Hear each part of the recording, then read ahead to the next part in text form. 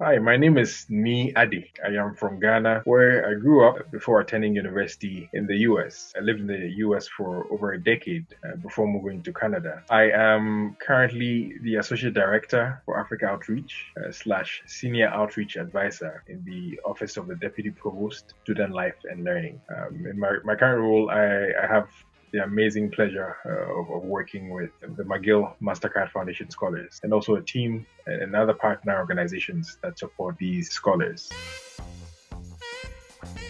Periods like Black History Month and Women's History Month, for me, these are periods where we engage in deepening our understanding of the histories of groups of whose contributions are often not adequately acknowledged. In this case, Black peoples and women. I consider the periods of Black History Month and Women's History Month to be reminders. These are periods where we hopefully take some time to think about some of the concrete actions we can take to address issues around race and gender, and addressing these issues beyond the month, beyond February and March, looking at these as periods where we can think about how to address these issues throughout the year.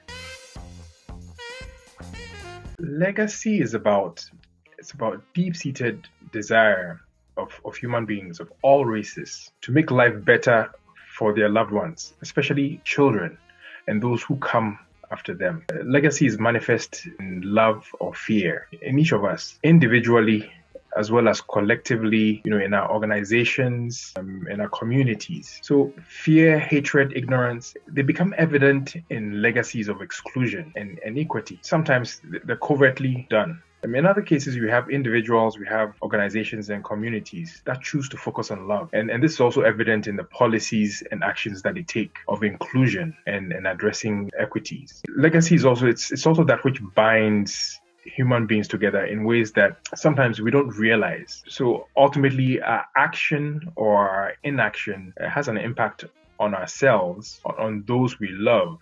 And sometimes the way it plays out is that it becomes evident, sometimes immediately, but also sometimes generations later, such that you have situations where it can be ironic, but the slave owner who staunchly defends slavery or exclusion ultimately becomes enslaved in physical or figurative dungeons, whereas those who exhibit love, those who espouse equity, they themselves become free, as do their progeny. And so part of what I see with legacy is also something that comes up in philosophies, African philosophies like Ubuntu. I am because we are.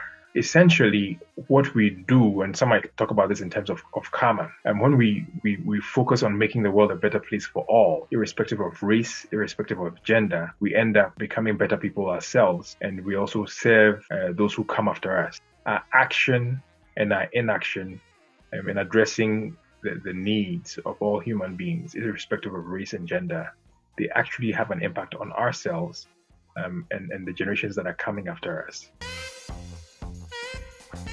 Black History Month, Women's History Month, they are periods to celebrate ancestors, mentors. I'm thinking about, people who have come before us like Rosa Parks or Viola Desmond, and people who took steps that actually paved the way for us to live the kinds of lives that we can live today. I'm also thinking about relatives, direct mentorship of my grandparents, people who really have inspired the work that I do, particularly with youth, people like my aunt and my uncle, Stella and Kwesi Gigenyo, my father, Prince, my uncles, Professor Anani Victor Gigenyo, a mentor like Dr. Linda Eccles, who was a mentor I met when I was at Swarthmore College in the US. Dr. Nikwao, who has been a great mentor since I arrived in Montreal, Dr. Yao Nyampong. During these periods, I'm grateful for some of these mentors that I've had.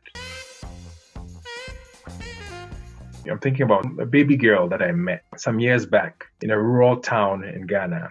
Her mother is a farmer, small-scale farmer. Her father is a migrant worker. Great potential. What are the steps, the concrete steps we can put into place to actually provide a legacy for a child like this? Tutoring, mentoring, or carving some time to be able to do that. Finding that time to be able to engage policymakers, to try to engage them to enact policies that make the life of someone like this little girl better, and essentially how can we influence the broader society. And I hope that what we take away is the commitment to concrete actions, building on talks or conversations that sometimes get initiated during these periods, beyond February, beyond March, but every day of the year.